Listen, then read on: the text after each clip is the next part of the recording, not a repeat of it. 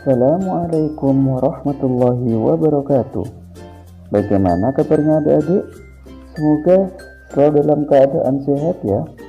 Hari ini, pada video pembelajaran kali ini, kita akan belajar tentang keteladanan Nabi Yusuf. Allah Subhanahu wa Ta'ala memberikan kedudukan yang mulia kepada Nabi Yusuf alaihissalam. Nabi Yusuf alaihissalam juga diberi ilmu berupa tafsir mimpi. Nabi Yusuf alaihissalam adalah putra dari Nabi Yakub alaihissalam. Yusuf mempunyai adik kandung bernama Bunyamin dan 10 saudara yang berbeda ibu atau kakak-kakak Nabi Yusuf. Ayah Yusuf sangat dekat dengan Yusuf setelah ibu kandungnya yang bernama Rahel meninggal dunia. Saat Rahel meninggal dunia, Yusuf baru berusia 2 tahun. Kedekatan Yusuf dengan ayahnya menimbulkan rasa cemburu 10 saudaranya yang tidak seibu. Mereka mulai tidak menyukai Yusuf, apalagi wajah Yusuf juga lebih tampan. Suatu hari, Yusuf bermimpi melihat 11 bintang, matahari, dan bulan semuanya bersujud kepadanya. Yusuf kemudian menceritakan mimpi itu kepada ayahnya. Yakub lalu berkata, "Ceritakan mimpimu itu kepada saudara-saudaramu, supaya mereka tidak tergoda oleh setan dan mencelakakanmu." Dengan mimpi itu, ayahnya mempunyai firasat bahwa Yusuf kelak akan mendapatkan kedudukan yang tinggi di dunia dan di akhirat. Saudara-saudara Yusuf menghadap Yakub dan meminta izin akan mengajak Yusuf bermain di hutan. Sang ayah berkata, "Jangan mengajak Yusuf ke hutan. Nanti ada serigala. Dia masih kecil." Namun, akhirnya mereka berhasil membujuk ayahnya. Saudara-saudara Yusuf merencanakan untuk membunuh Yusuf. Salah satu kakak Yusuf berpendapat agar jangan membunuh Yusuf, tetapi membuangnya saja ke dalam sumur. Yusuf dibawa ke hutan mendekati sumur tempat para pedagang sering mampir mengambil air. Mereka pun membuang Yusuf ke dalam sumur. Saudara-saudara Yusuf kemudian pulang dan berkata pada ayahnya, "Wahai ayah, kami tadi sedang bermain dan berlomba memanah, lalu kami tinggalkan Yusuf di dekat barang-barang kami. Tiba-tiba dia dimakan serigala. Apakah ayah tidak percaya kepada kami?" Mereka menunjukkan bekas baju Yusuf yang berlumuran darah palsu. Ayahnya berkata, "Sebenarnya hanya dirimu sendirilah yang memandang baik urusan yang buruk itu. Hanya bersabar adalah yang terbaik bagiku. Dan kepada Allah Subhanahu wa Ta'ala saja aku memohon pertolongannya terhadap apa yang kamu ceritakan." Tidak lama kemudian, ada saudagar yang melewati sumur itu dan mampir untuk mengambil air. Ketika menurunkan timbanya, Nabi Yusuf alaihissalam berpegangan pada timba dan ikut ditarik ke atas. Saudagar itu terkejut bukan kepalang mendapati anak kecil bergelantungan di timbanya. "Oh, ini ada seorang anak yang bisa kita bawa dan kita jual sebagai barang dagangan." Sesampainya di pasar, Yusuf dijual. Pembelinya adalah penguasa di negeri itu.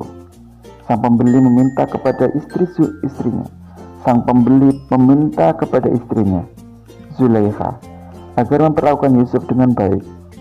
Waktu berjalan terus, lambat laun, Yusuf menjadi pemuda yang cerdas. Pada suatu hari, raja bermimpi melihat 7 ekor sapi betina yang gemuk dimakan oleh 7 ekor sapi betina yang kurus.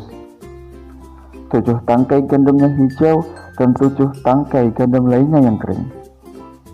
Raja segera mengumpulkan para penasehat untuk menjelaskan makna mimpinya. Namun, tak seorang pun bisa menjelaskan makna mimpi itu. Seorang pelayan melapor kepada raja, "Baginda Raja, saya punya informasi tentang orang yang pandai menjelaskan mimpi. Maka, utuslah aku kepadanya."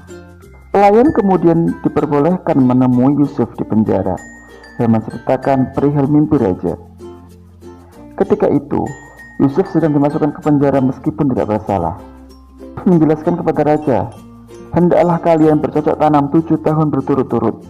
Kemudian ketika kalian panen, hendaklah menyimpan makanannya dengan cara membiarkan tangkainya, kecuali sedikit untuk dimakan. Sebab setelah 7 tahun itu akan datang 7 tahun kemudian masa yang amat sulit. Pada masa yang sulit tersebut, kalian akan menghabiskan simpanan makanan sebelumnya. Setelah itu akan datang tahun di mana manusia diberi hujan dengan cukup dan mereka memeras anggur. Raja tertegun dengan penjelasan Yusuf yang masuk akal. Kemudian raja mengangkat Yusuf sebagai pejabat negara urusan pangan. Adik-adik, mulailah Nabi Yusuf menjadi pejabat keuangan. Lalu datanglah masa sulit sebagaimana mimpi yang ditafsirkan oleh Nabi Yusuf. Orang mulai memburu bahan makanan dan berduyun-duyun datang ke gudang makanan yang disediakan kerajaan. Tampak di antara mereka adalah saudara-saudari Yusuf alaihissalam. Yusuf mengenal mereka, sedangkan mereka tidak mengenal lagi Yusuf. Mereka mengira Yusuf sudah lama meninggal dunia saat itu. Yusuf mendekati mereka dan bertanya tentang asal-usul daerah dan keluarga mereka. Mereka menjelaskan semuanya. Yusuf bertanya, kenapa saudara kalian yang kecil yang bernama Bunyamin itu tidak ke sini? Untuk besok, bawalah dia, atau kalian tidak akan mendapatkan bahan makanan seperti hari ini.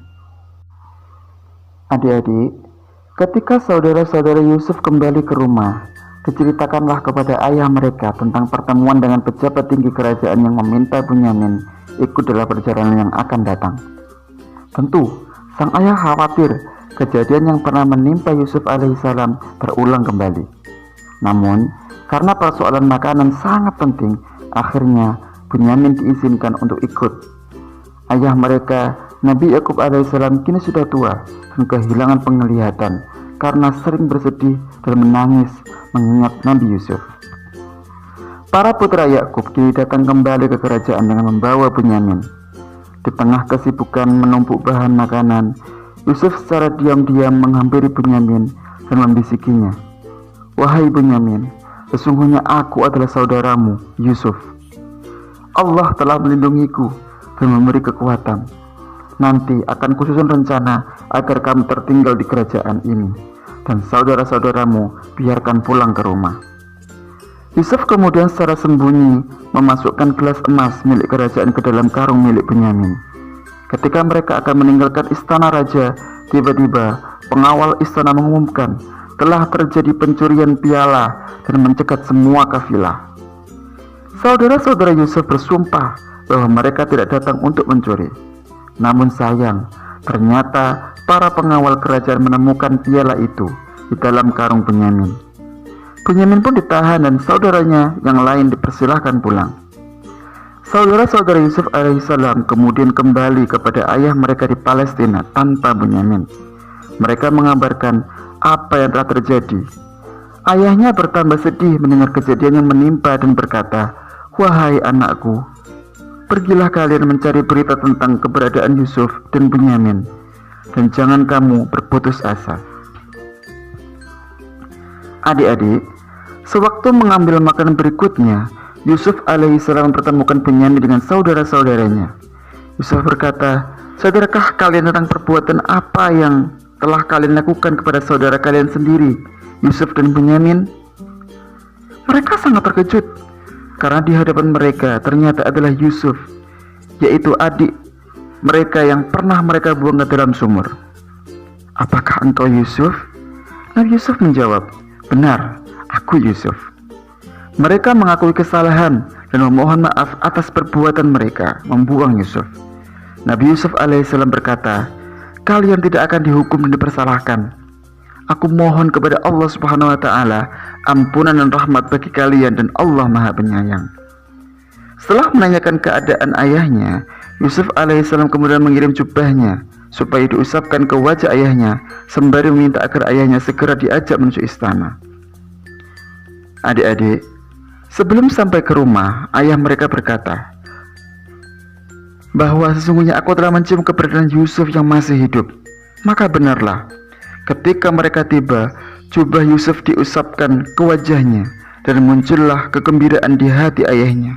Penglihatan ayahnya pun dengan izin Allah Subhanahu wa taala telah pulih kembali. Saudara-saudara Yusuf alaihissalam dan ayahnya segera berangkat menuju ke Mesir. Nabi Yusuf alaihissalam menyambut kedatangan keluarganya.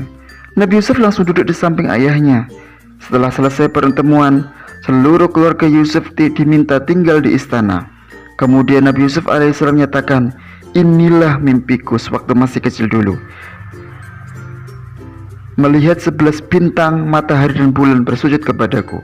Allah Subhanahu wa taala mewujudkannya dengan banyak kebaikan kepadaku dan membebaskan dari penjara serta mempertemukan kita kembali. Adik-adik, setelah kita semuanya belajar tentang keteladanan Nabi Yusuf alaihissalam, silakan mengerjakan soal yang ada di monitor kalian dan kumpulkan kepada guru kalian masing-masing. Semoga bermanfaat. Sekian dari kami. Wallahul muwafiq ila aqwamit thoriq. Wassalamualaikum warahmatullahi wabarakatuh.